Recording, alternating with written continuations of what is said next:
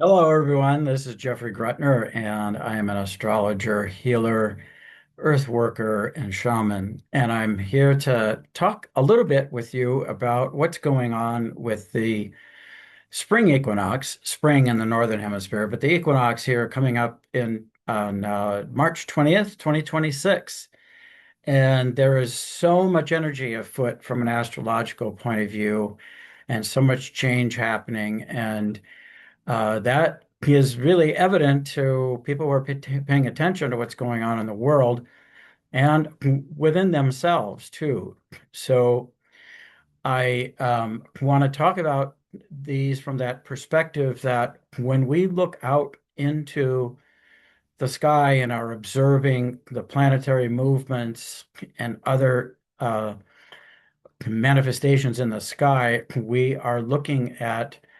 we're really looking at the dynamics of the archetypes within human beings that resonate, those archetypes resonate with these movements of the planets. And the geometries between the planets suggest to us what the archetypal energies are doing within humanity. So there is, as I said, a lot going on here, and let's explore the dance between the magic and earth and sky, and see what it has to reveal to us.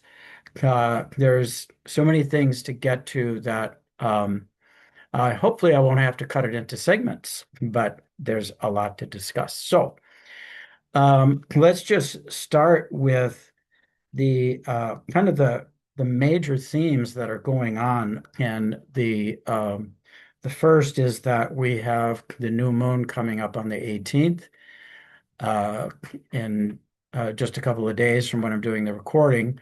And we'll be doing a ceremonial sound bath with that new moon.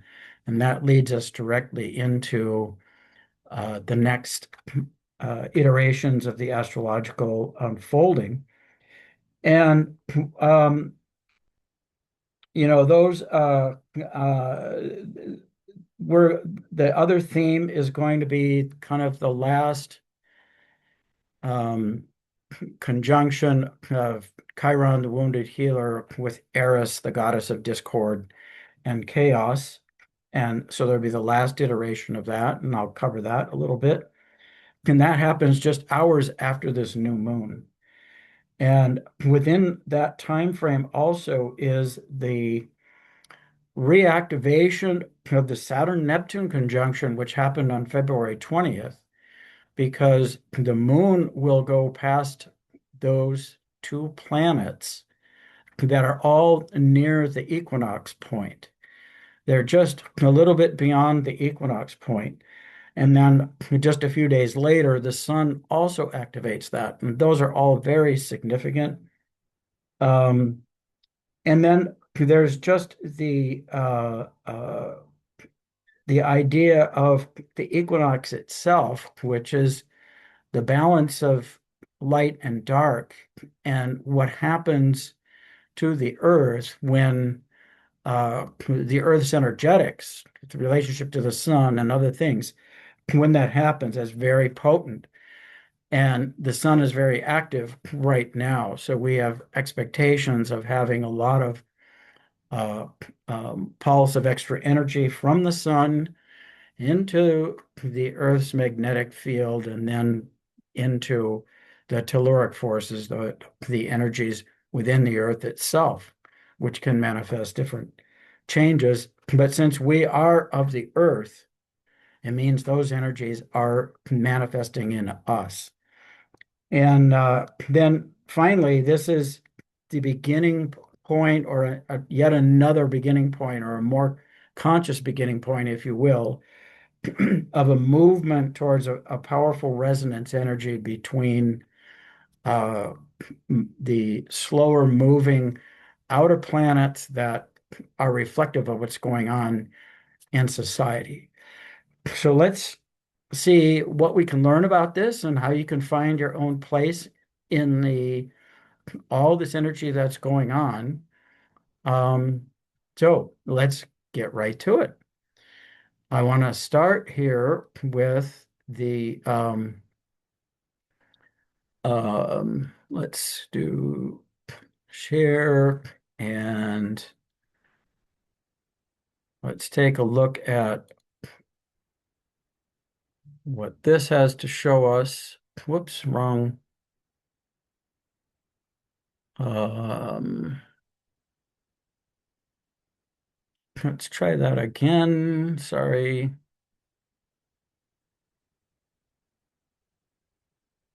Let's see if it will bring that up. Okay, don't know why it's doing that. Um, so, and it's still not sharing that. Or is it? Okay. Um, so here we have this uh, uh, solar system scope, which allows us to view the planets as if from outer space. And this is a very cool feature. And what we can see, this is the date is set for the 18th, which is the time of the new moon. And I will zoom in on that in a minute. But what you can see that beyond us from the place of the Earth where we're looking towards the sun just before it reaches the Aries point, and you have Saturn and Neptune out here all in alignment with each other.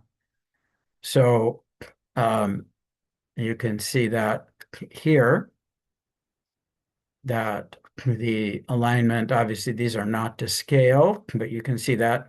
And that here is the geometry of the inner planets that we will be mentioning as well. You know, we have Mars, Venus, which is emerging into the night sky. Mars is merging into the morning sky, and Mercury is still retrograde on this day, but goes direct on the equinox. And you see also out here, way out, it's so far out, is Eris.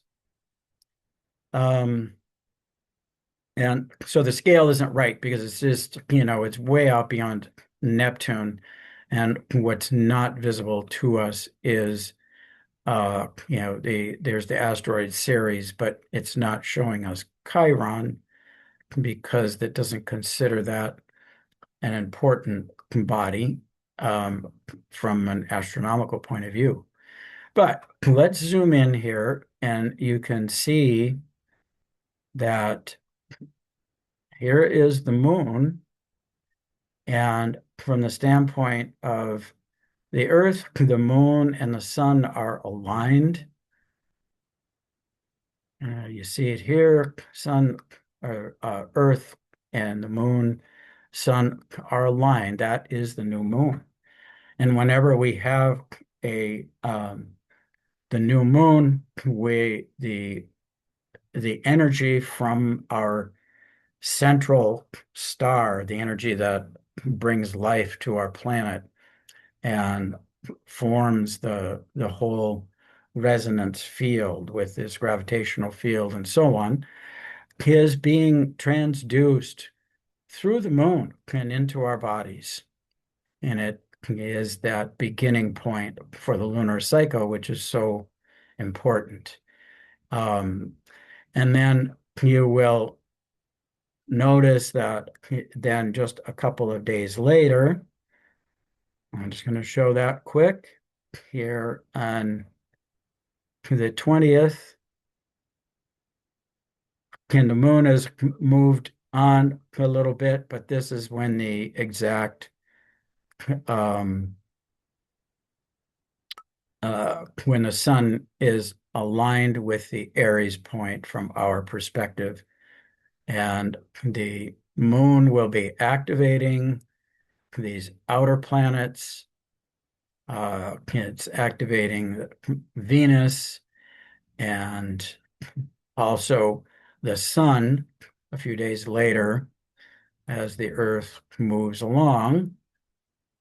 It also activates those outer planets, infusing the force of spirit and great mystery into the energy of these two powerful planetary archetypes. So with that, let's now go back to another. I want to share another thing because this is another thing that happens from the astrophysical point of view, why it is so significant for the Earth at the equinox time is that this is the Russell McPherson or McFerrin, excuse me, the Russell McFerrin effect is that when the Earth's axis is perpendicular to the sun, which happens at the equinoxes, there is an opening in the magnetic field. And that means that more of the sun's particles, which are normally the solar wind, normally are we're protected from a lot of that energy. Well, when that opening happens at the equinoxes, then a lot more of this energy can get to the Earth, as I mentioned earlier, through the magnetic field and then down into the Earth itself. And that can trigger a bunch of things. This graphic is emphasizing that auroras are stronger at that time. And it just so happens that I don't have a graphic for this, but the sun at this time is what's rotating into view right around the equinox time is a coronal hole, which means that there will be very high speed particles streaming towards the Earth at that time. So we've got all of that happening. That's from the astronomical astrophysics perspective of what's going on, uh, with the Earth at that time. And so let's start to look at what happens here with the astrology. Um, so let's go to the first chart. And here is the chart of I've named it the vernal equinox or spring equinox new moon, and it is set for St. Paul, which is in Central Time, because that's where we will be doing our ceremony, our astro sound attunement. It's a ceremony and guided meditation and a gong and singing bowl bath, sound bath, with my good friend Frank DiCristina, who's an expert at that. So one of the things to point out here, first of all, is we look at right here, if you follow the cursor, if that's visible, is that there's all this energy in the sign of Pisces, that the sun and the moon are still in Pisces, just a little bit before the Aries point or the equinox itself, but already in that window. And so now a number of these, like this is Pallas Athene, and the other major planets here are Mars and Mercury, but the North Node is very significant, and Pallas Athene and especially Vesta, I don't know if it's a special, they're all active and have something to say, which is important. But this is all water. This is all intuitive. It's all about being open to deep feelings and visionary and expanded consciousness types of experiences, and very strong, compassionate idea,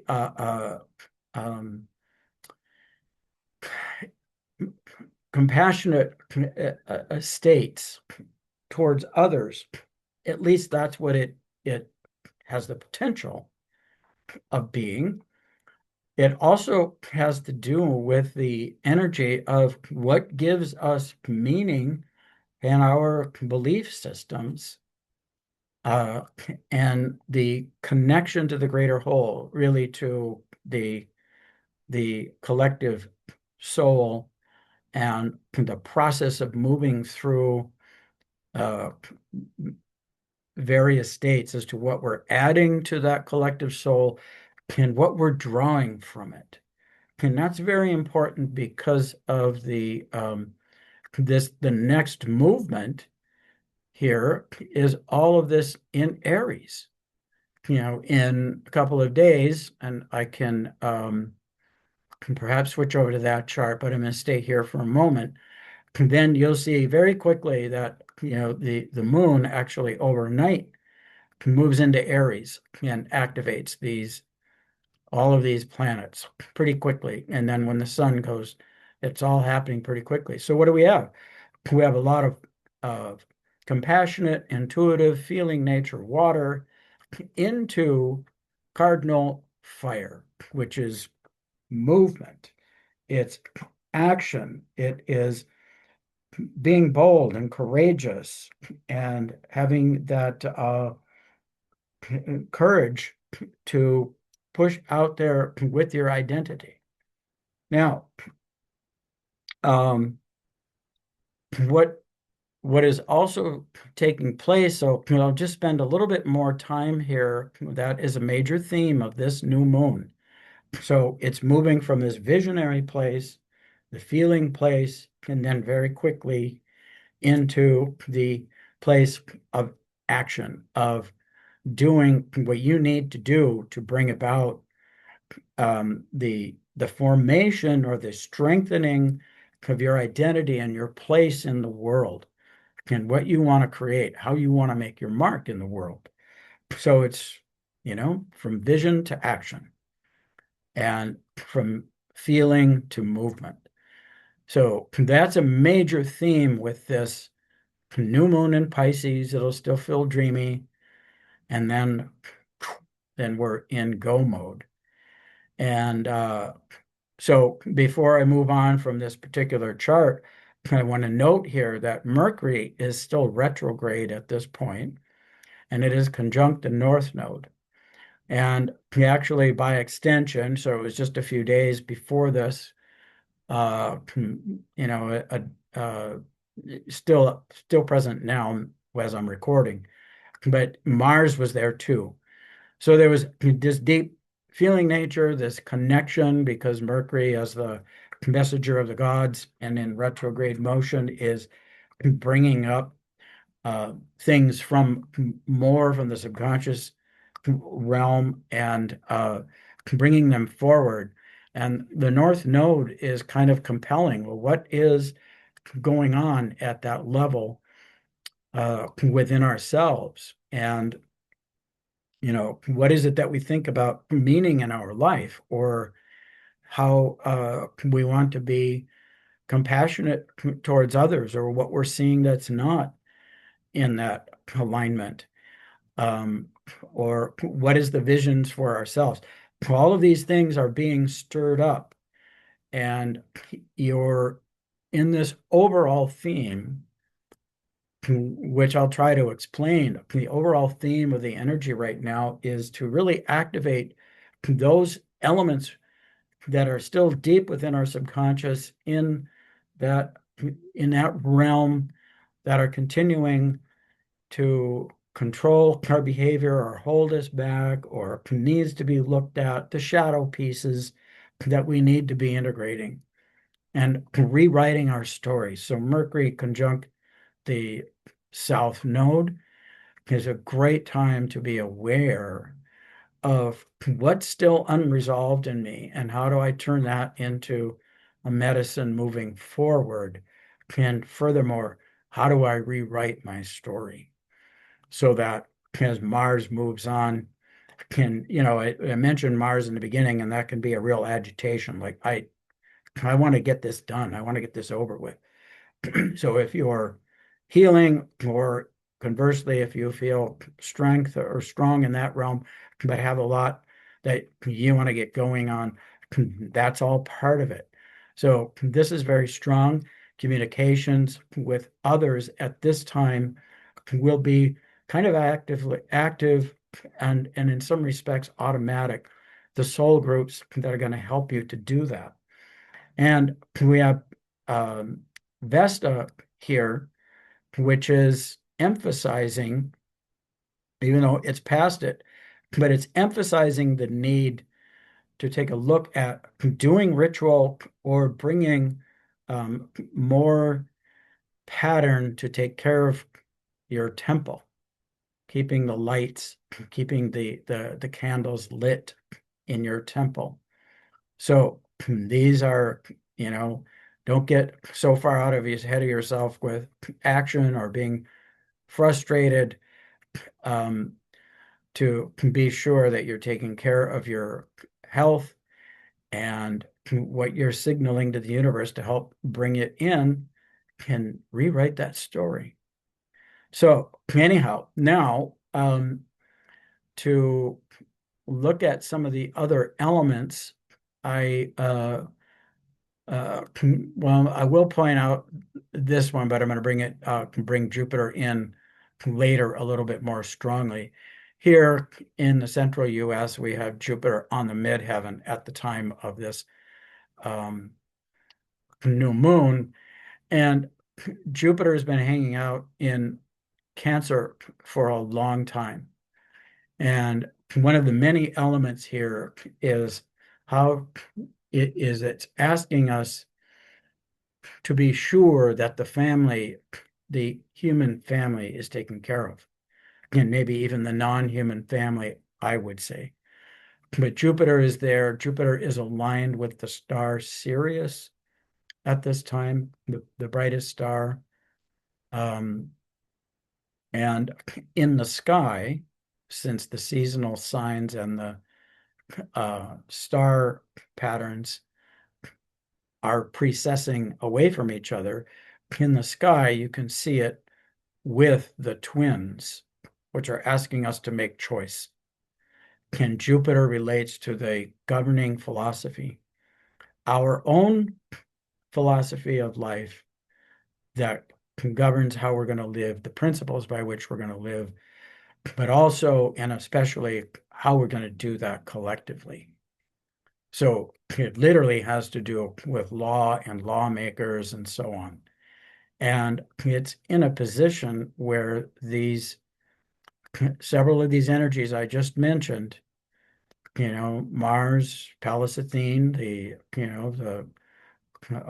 wise warrior, and Mars, this action operating from instinct and protection and identity, along with this rewrite of the story from deep within. They're all working together. And what is your vision? What is the governing philosophy by which you are making sure that you yourself are secure and nurtured and following your soul's path? But how are you bringing that out to others in the world? And now there's these other patterns I'm going to mention in um,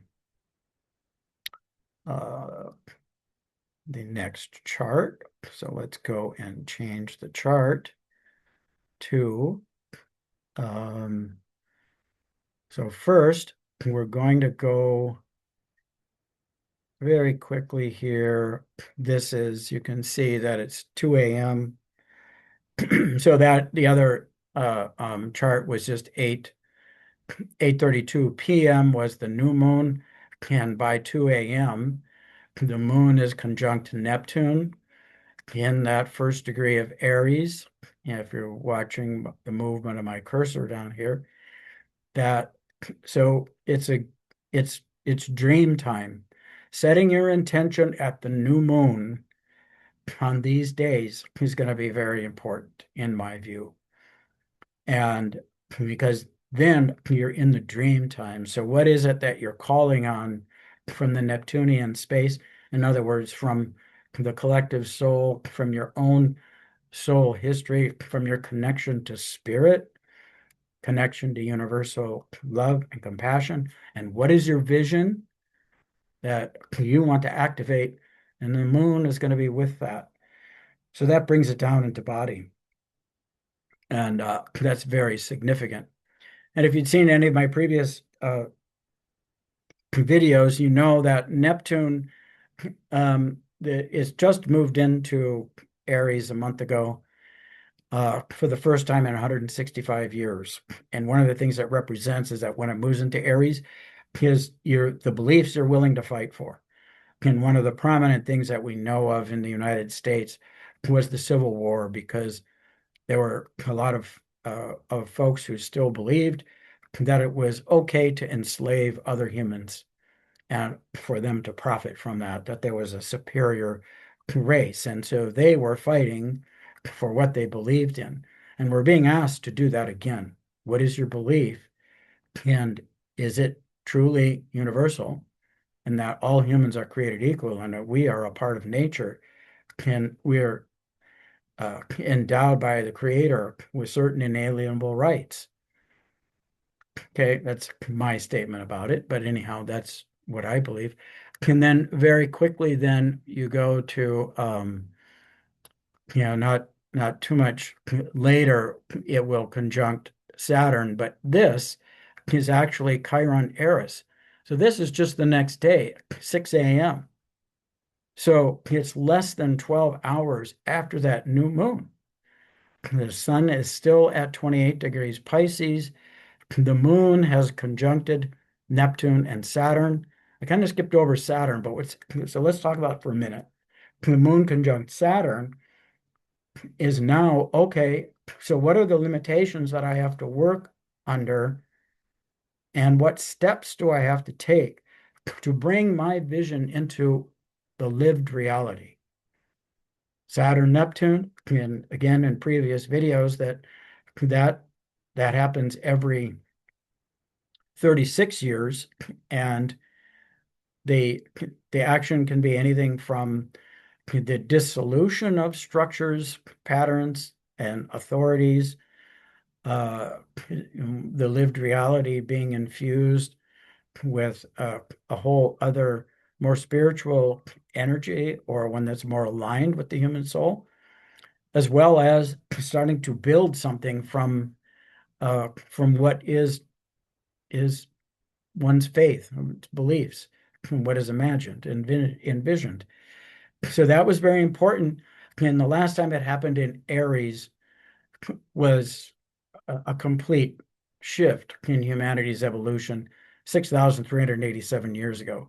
So there was a very significant thing, and is a significant thing. I said it as though it's in the past. Well, there was an exact moment. There was a whole bunch of outer consequences that would have been totally unexpected because of the nature of these energies.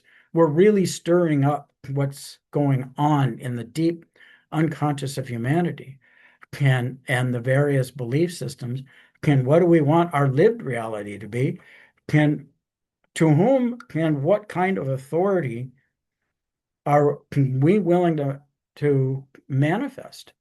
Can some of those authority structures we want to dissolve? And again, at least I guess that's more my opinion, is that the old structures that of domination and fear and control, it's about time that we do what the masters have been teaching for thousands of years, which is to love each other, work out our conflicts in a creative way, and bring a compassionate and allowance to be level to each other as human beings, can live and let live, and finding the structures that allow that, So all that's very important. And so the moon activates that all that night. And then, as I was saying, and that's what this chart is, at basically 6:07 a.m. in St. Paul, Minneapolis, that is when we have Chiron. If you look down here, Chiron, the wounded healer, conjunct Eris, the goddess of discord and chaos. And the last time that happened was in the early to mid 70s.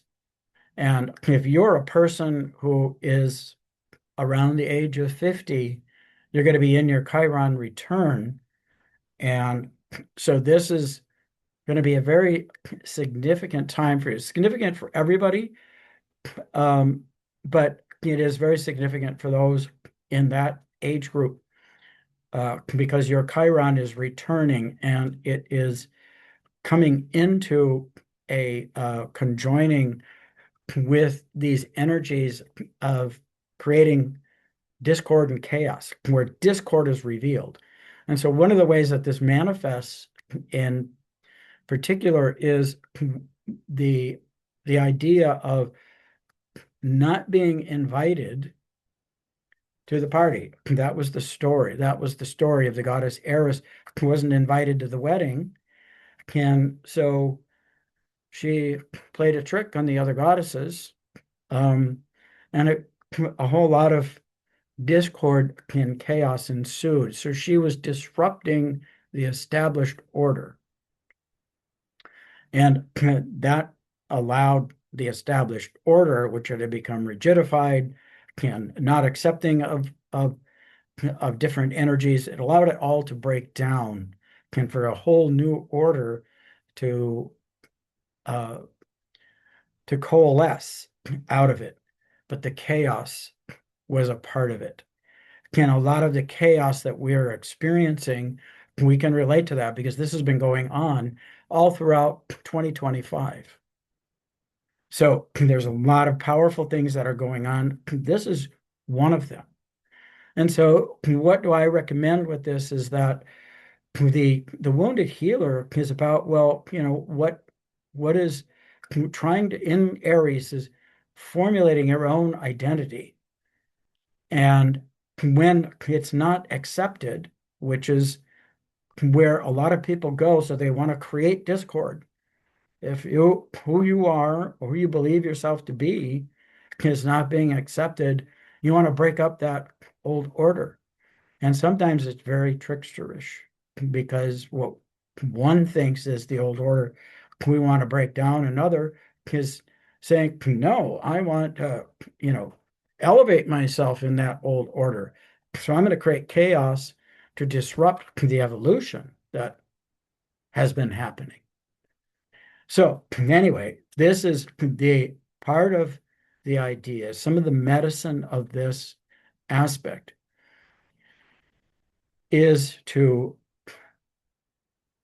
let go of needing external validation for your own identity and start using the medicine of your own woundedness, the woundedness that compelled you to learn, trying to heal yourself and make yourself whole.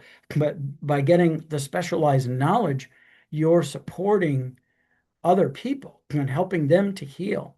And when we all do that for each other, when we start from a compassionate place, can recognize we're all trying to heal from something or another and stop requiring external validation for that, while at the same time building that community. I'll talk about that in a minute. But when we identify with the medicine that we have and we go ahead and be who we are anyway, then we can start to create small little bundles of coherence in the chaos. And that is a place from which magic can come. All of this is in that first 24 hours from that new moon. And we're still mostly in the watery elements here with the sun still in Pisces.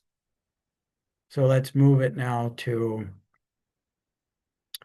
let's see, that's Neptune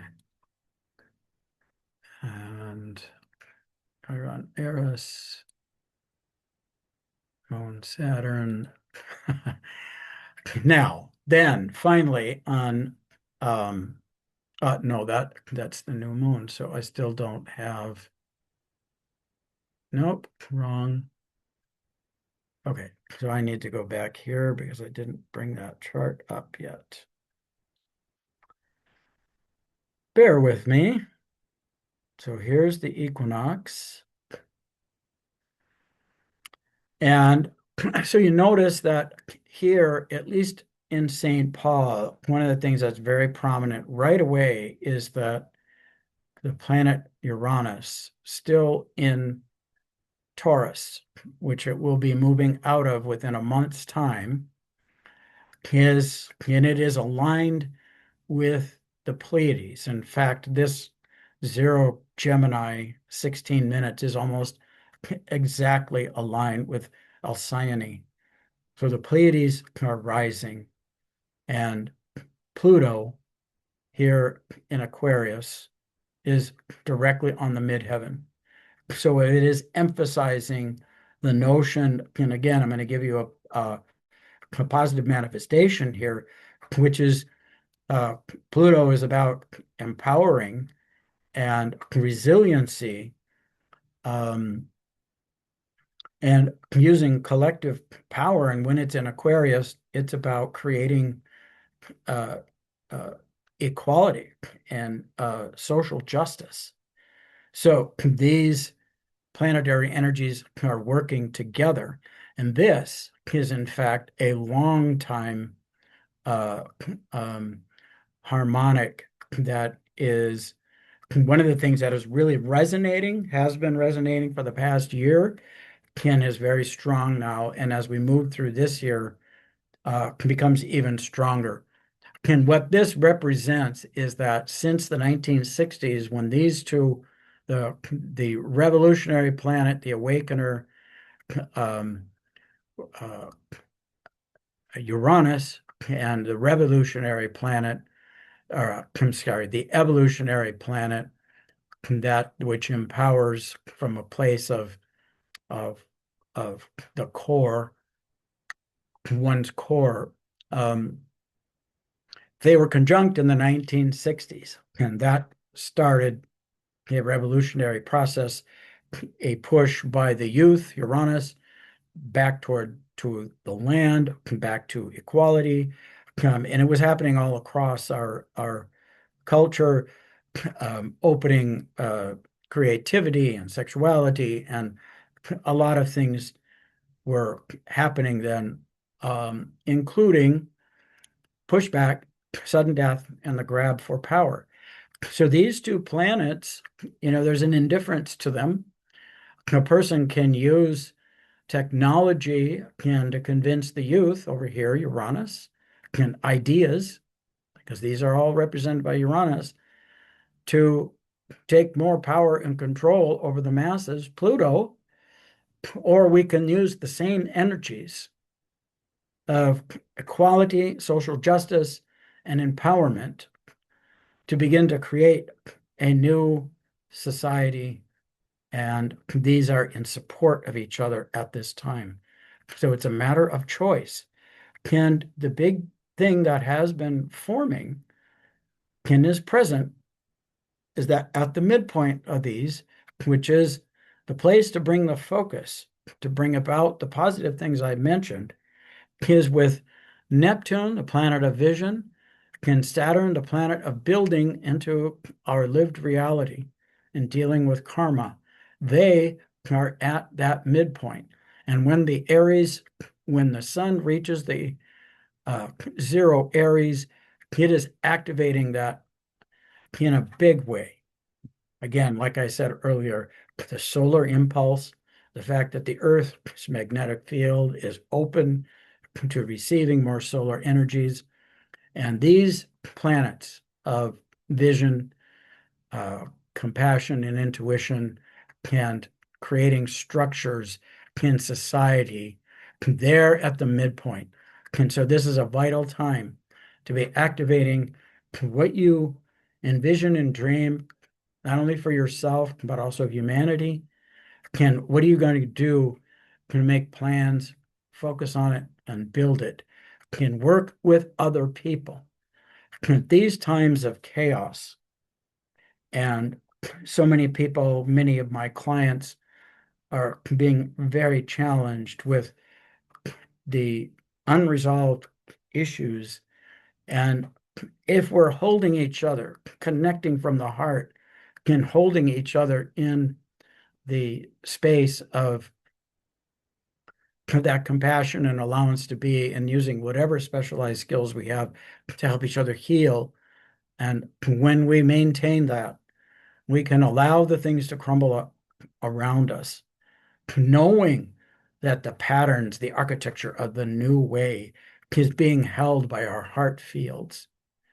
Can those connections in community, that is what's so vital.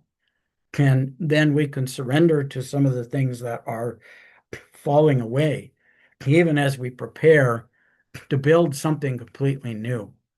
And there's a suggestion here that some of this was inevitable, that it simply had to happen. There were different ways for it could have happened, but it's happening the way it is.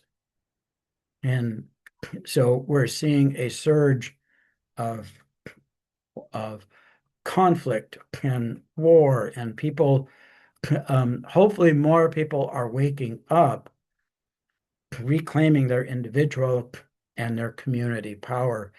And that's what I want to continue to hold in vision and in prayer and in ceremony. So, one other piece to mention here is that the moon has also activated, it conjuncts Venus at this time. Uh, you know, the uh, so that is will be, if we can see it, the crescent moon with Venus in the evening sky, and it activating a new way of being in the of embodying one's values and taking the action. It's Aries, so which is Mars taking the action and protecting that, um, and bringing creativity, bringing that fire element and creativity. So these things all, it's happening on this personal level, it's happening on this collective level. And so these are really uh, a significant time, and it continues through the following days, and even because the here the on the 22nd, Sun conjunct Neptune again, more envisioning and giving the radiance of the solar light to what you envision. Um, and then uh, and then Saturn on the 25th, that is a time of starting to take action on a plan and exercising a certain amount of patience in knowing that things have to be built through time, and owning more of our own authority for what we do envision.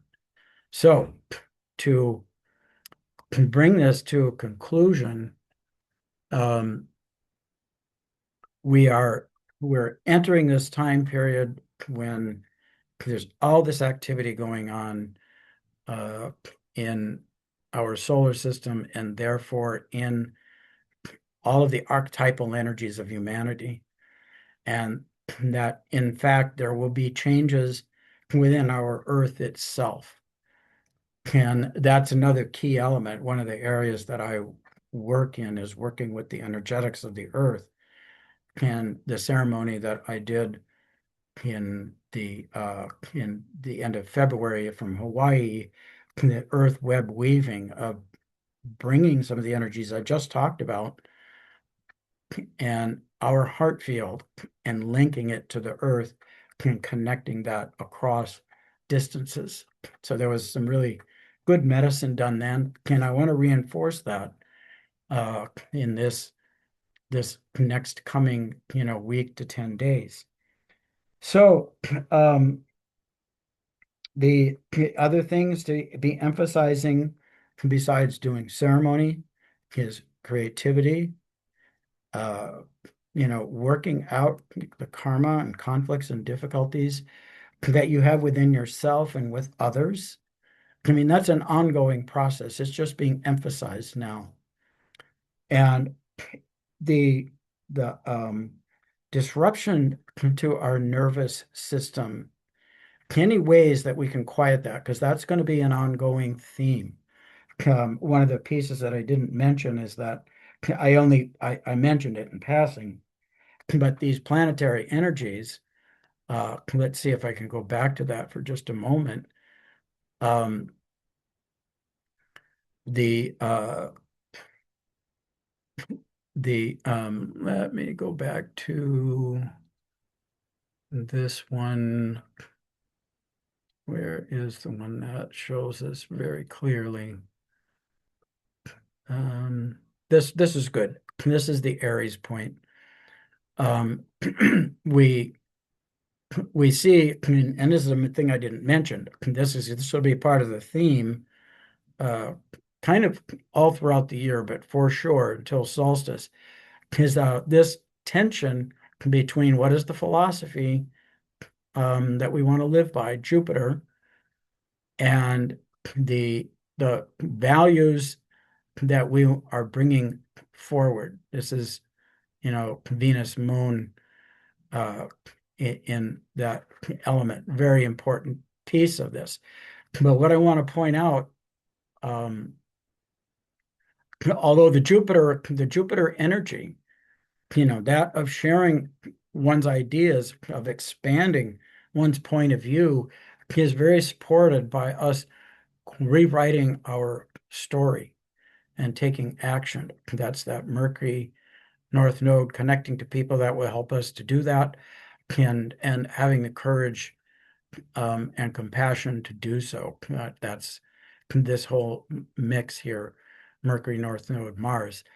That's all going on as well.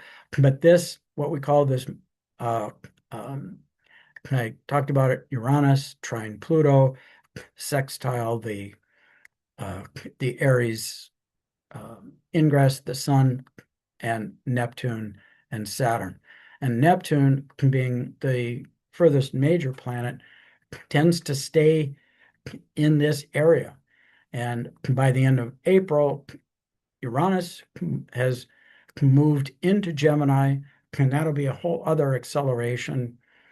Um, and I mean, in fact, April is just one activation after another as Mars comes along and activates these planets, and um, the Sun eventually, towards the end of the Aries season, it's going to activate Eris and Chiron. So all of this stuff is going to be activated again. So but this, what we call a minor grand trine, this triangle here between Pluto, Neptune, Saturn is there for now, and Uranus. Well, Saturn tends to move on. It's the faster of these planets. It'll move on for a while. So the lived reality will be shifting away from that ideal vision, and we may experience the reassertion of old authority structures, but that's when we need to be actively creating our own authority structures. And so that when they do eventually change, we've put our energy into the karmic field and how it is that we want to live. So it becomes part of the collective energy patterns. Um, that's very important. But what happens is that there a lot of things happens between now and June and July, but particularly in July, early August, Jupiter will have moved on down to, I mean, the chart will be different, but it moves into 4 degrees of uh, to a point of 4 degrees of Leo here. So it's in fire, and the Uranus has moved into to 4 degrees of Gemini. It's in air, and so they're sextile each other now. They're creating opportunities and supporting each other in innovation and bringing it into the philosophical patterns, can expression, creative expression, And Pluto and Neptune are also at the 4 degrees of their respective signs. Pluto in Aquarius and Neptune in Aries. And so this is a really powerful harmonic and an important time for really supporting, creating the new reality for ourselves and for others. So with that, I will round this out, and I uh, hope that, if you like this and find it informative, that you give me a thumbs up and subscribe, but also just take the time for the upcoming times that, each day setting an intention, and those specific times for the new moon at 8:23 on the 18th, and basically around sunrise on the 19th, and then again on the 20th with the equinox, and the subsequent days, taking that activity. So as you are celebrating and connecting with others, strengthening heart connections, acknowledging and recognizing differences and where that can make life richer, and uh, you know, creating more opportunities to grow into this exciting new era can help us to change the world. So I want to appreciate everybody who has paid attention, and look forward to seeing some of you online if necessary or in person for the ceremony we'll be conducting in St. Paul in just a couple days. And bye for now.